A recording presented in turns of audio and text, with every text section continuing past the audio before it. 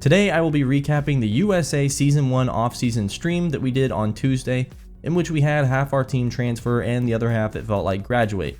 Let's take a look at Zach Pyron's numbers as he finishes the year 26 touchdowns, 15 interceptions, and most of those coming in the first half of the season.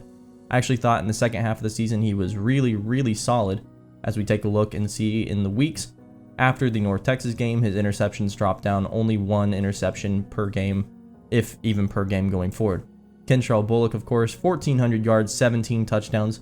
He had a Heisman candidate season and did finish in the finalist voting for that.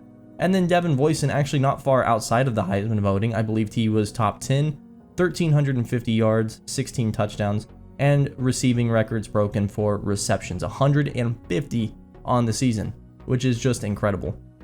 Defensively, I thought our team was really good in the second half of the season, and mostly it was through forcing sacks and red zone turnovers, red zone stops where we only allowed field goals. The team started clamping down more of that bend don't break where we gave up lots of yardage still, but then our team would make the plays necessary to give us the win. Emmanuel Waller, another high caliber player we expect to transfer, along with Blaine Myrick and Wesley Miller. Looking at the season yards for this team, offensively one of the best in the conference, if not the best. Now yards per play a little less so, but passing we were really good. Rushing, of course, number 1 by far, wasn't even close, and that was with one player mostly doing all the damage. And then first downs, we were one of the best in the conference. We just couldn't make it happen when it came to scoring the points off of those. A lot of red zone turnovers of our own caused those issues. Defensively, one of the worst. Now points per game, we actually were pretty solid. We didn't give up a lot of points. Like I said, we gave up a lot of yardage. That's something that needs to change in year 2. But I think as far as how our defense did, it definitely improved down the stretch and is something we can build off of going forward. There's some of those concepts and those schemes and those stunts really helped out. Rush yards, we were one of the best. We were the best, I guess, technically in the conference. Whereas pass yards, we were the worst. And then the most sacks in the conference. Red zone efficiency was definitely the one thing that we excelled at. Offensively, other than the interceptions, we were pretty solid. And then defensively, only Arkansas State did better at preventing touchdowns in the red zone. So I think these two teams were the two best in the conference, and it showed. How about the college football playoffs? As Clemson will meet Texas A&M in the national championship game. A&M 15-0 on a perfect season. And you can see that it was pretty fun. We had Navy playing in the 11 seed spot, almost beating Texas Tech, very close game. And then Virginia Tech and Clemson in an ACC battle, Iowa State, Texas Tech in a Big 12 battle. That's fun. And we find out Clemson takes down A&M. So the perfect season for Cade Klubnik as he goes 15-1, wins the Heisman, and wins the national championship. Now, I've already said this in the stream, but he will not be in the Madden series I'm doing with the Giants because I just don't want to have a real NIL player other than our team in that series. So we're not putting him in, but we will eventually be putting in Heisman winners, not NIL. Let's take a look now at players leaving. This was the thing I dreaded all offseason, and I knew it was coming, and it still came. Blaine Myrick is transferring. Of course, we lose our best defensive player. He is transferring for playing style, and it was close, but extremely low persuasion chance, actually. Wesley Miller, also extremely low. Zach Pyron, very low. So all players I don't expect to return. I will try, of course, to talk to them, but very low chance that we get any of them back. Even Bishop Davenport, our backup quarterback that starts in real life, he's leaving. All of our running backs are going to be gone except for Winston Malone. And you can see even Keenan Phillips, who we redshirted, will be leaving. Anthony Eager is looking to transfer as well. Now, he didn't have high cap, so I wasn't too worried about bringing him back. Blaine Myrick, of course, we want to try to bring him back, but it's just not going to happen. Pretty much our entire cornerback roster is transferring or graduating. And then safety, strong safety. I mean, we're just losing everybody across the board. Very expected. Alexi Polkinen also leaving. This is why we prepared for this. Tried to recruit to mitigate some of this. Zach Pyron, persuasion chance, not coming back. No surprise there at very low. How about Blaine Myrick? Definitely who I wanted most. Not coming back. Okay, so again, not too surprising. Wesley Miller, also the other best player on defense for us. How about him? Can he come back? No, he is also not interested in returning to the team.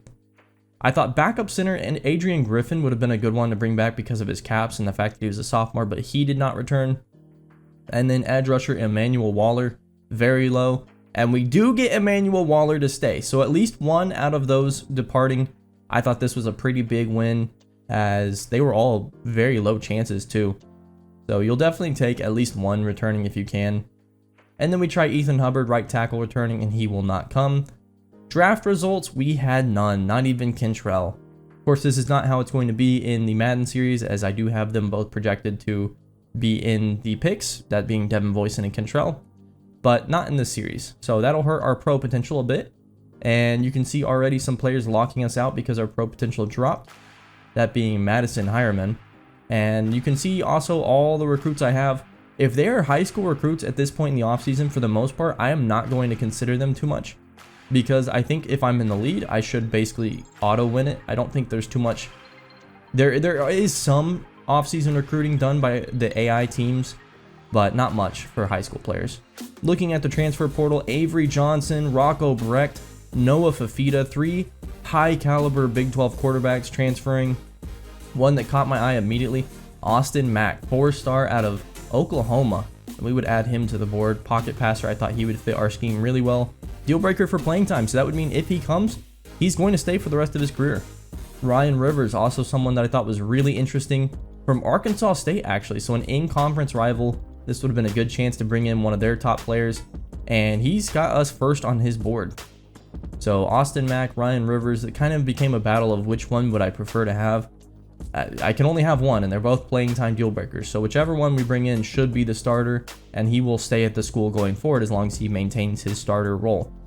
Ryan Rivers, let's take a look at his scouting. It only takes 2 to fully unlock it. 95 throw power, all B- plus accuracies, B under pressure, B throw on the run.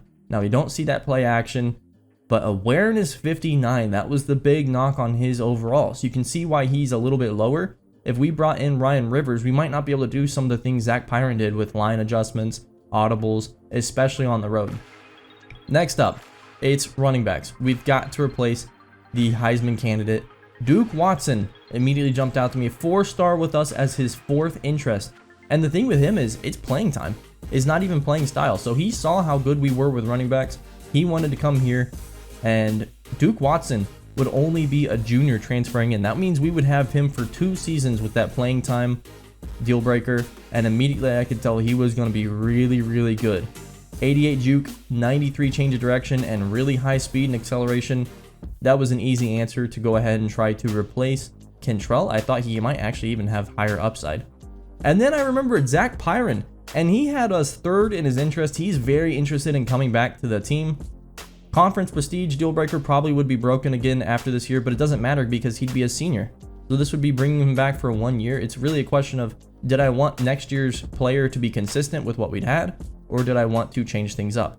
Blaine Myrick, not interested in coming back, but we decided to bring him back as well. Again, deal breaker here does not matter as long as he comes to the university. There's no chance of him leaving after this year because he's a senior anyway. Wesley Miller, also interested in coming back to South Alabama, and you better believe I'm interested in having him back. So we add both Blaine Myrick and Wesley Miller to the board, neither having offers yet. This would be a good chance to get them and see what we can do with them. So Austin Mack was kind of the big question mark at this point because I knew Ryan Rivers was who I wanted, and so I removed Austin Mack. There really just wasn't a good chance to bring him in, I thought it'd take too much effort, whereas Ryan Rivers seemed like a lock for us, and other than that awareness, I thought he was better than Zach Pyron. We'll see later on if that's true, but I did ultimately go with Ryan Rivers over Pyron. Now looking at wide receivers, we got to replace Devin Voisin. Can we do it in the aggregate? Well, how about Conference USA, or I guess now Americans, UAB, Corey Milner? I thought he'd be a really nice addition, and so we target him. And then we're looking here, Canyon, Jake Godfrey from UL Monroe. So another Sunbelt player that we could maybe target, has us in his top 5, and I remembered him being pretty solid when we played against him.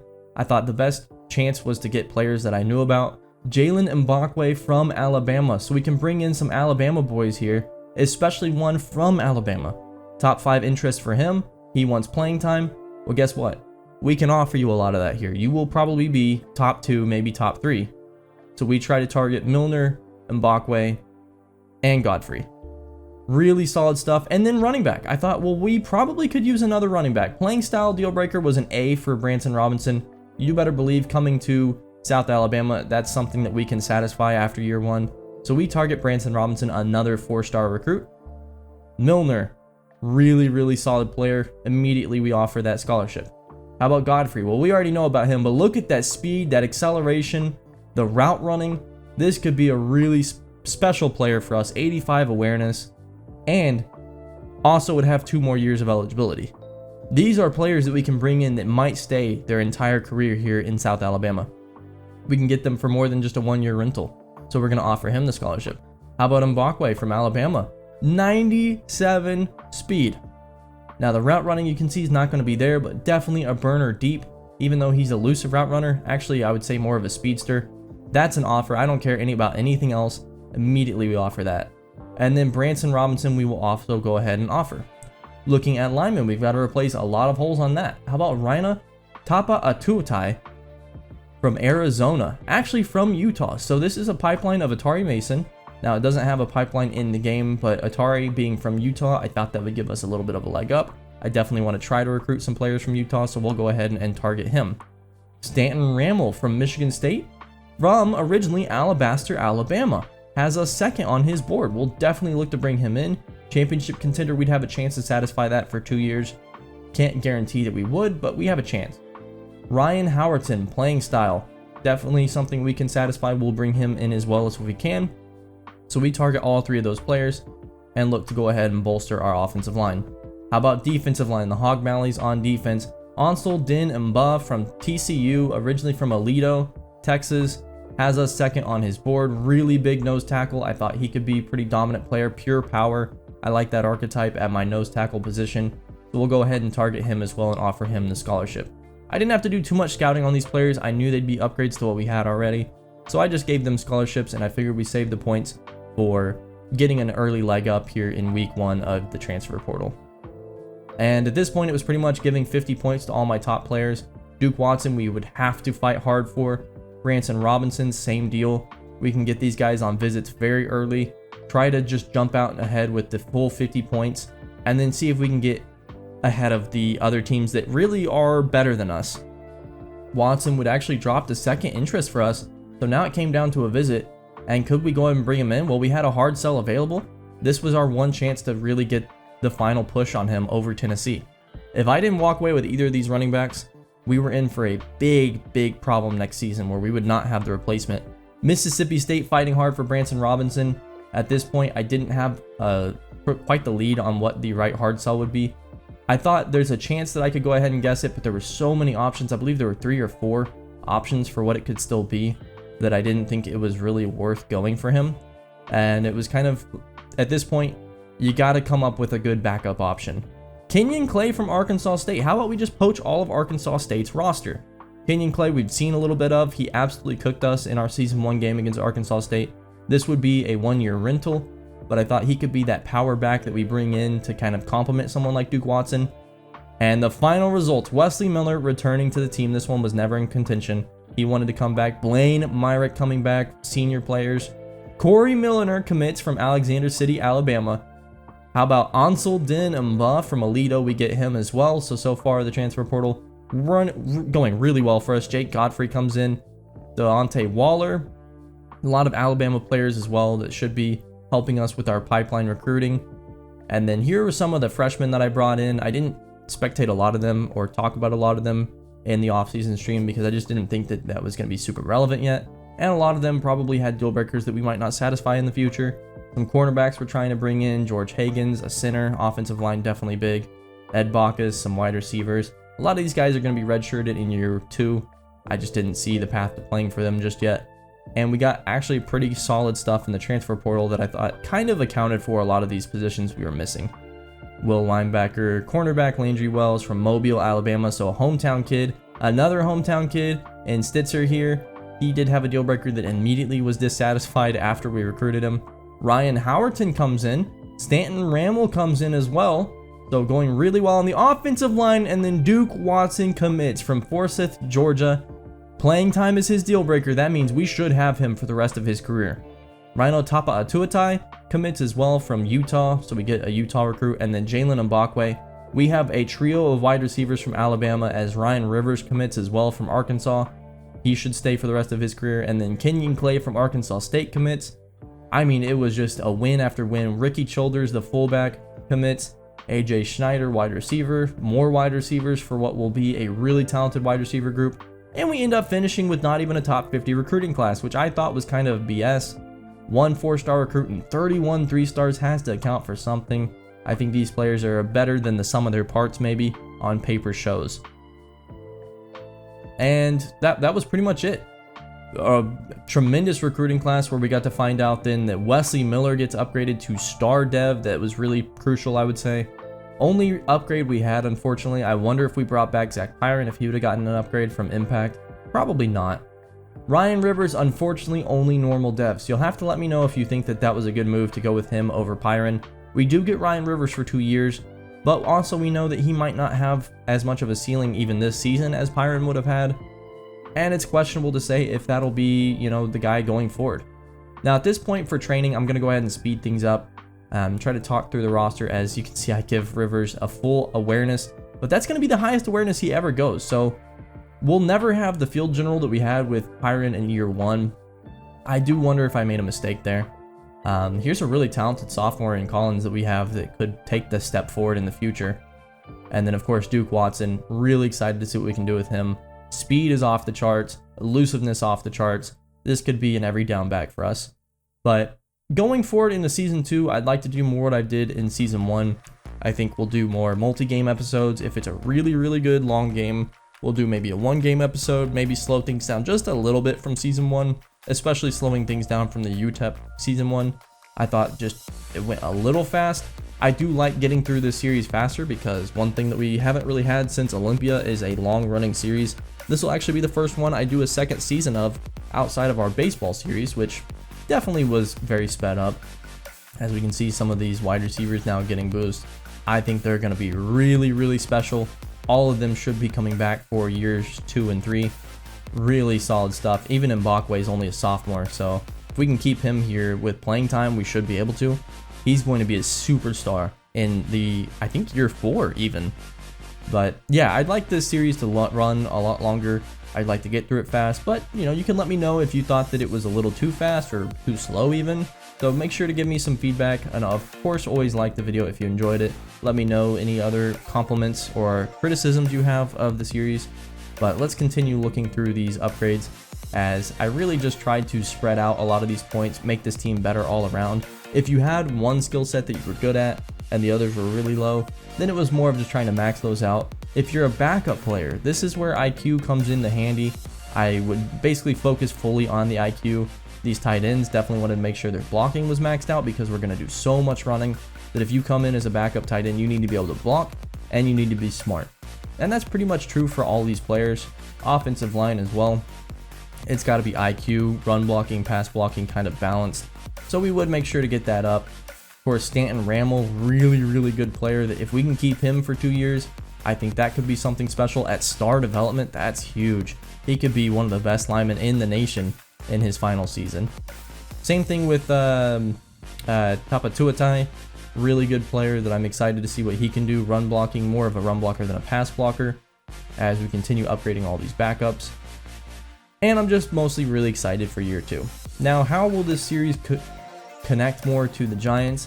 I don't think too much it will, because we're still going to have the South Alabama players that graduate, like Kentrell and Devin. Those are going to go to the NFL. I will put them in drafts. But outside of them, any NIL players not on South Alabama, I have no intention to put in, or that doesn't have a connection to South Alabama at least. Any non-NIL players that start making some crazy plays and start being really high-profile characters in the series, including maybe Heisman candidates, those you can expect to go into the NFL, and I probably will put them in the draft. The other thing is the live commentary. I kind of want to discuss that a little bit. Let me know what you think about the live commentary from the Giants series. Do you want to see more of that in the South Alabama series? Do you think the pre-recorded stuff is better? It can be a bit tough to schedule between the two. There are definitely pros and cons. Like the live commentary, once I've recorded a video, that's it. I just have to edit it and put it out.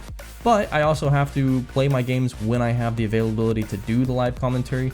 And that's not something I always have, whereas with South Alabama so far, I can record the games anytime and then sit on them and wait to record the audio for them until later. So it has its ups and downs. Let me know which one you preferred so far, which style, and any improvements I can make when it comes to either commentary. Looking at the schedule for year 2, Vandy will be our first game. We will go at Vanderbilt and then at Alabama, home against Navy, and then home against Sam Houston. Why Vanderbilt for game 1? Well, that's because our quarterback Zach Pyron transferred there. The senior quarterback will be their starter, and we will see him in game 1. Really excited to see what he can do against us, as Vanderbilt's actually a pretty bad team outside of Zach Pyron. He's probably one of their best players on the team. Of course, week 2, seeing Alabama, kind of the Auburn game part 2. I really want to see if we can contend with a team like that, as we've gone up about 12 overall points according to the ratings. Looking at our conference outside of Arkansas State, it's pretty weak. Now, we do take on all the best teams from our conference. They're all in our division.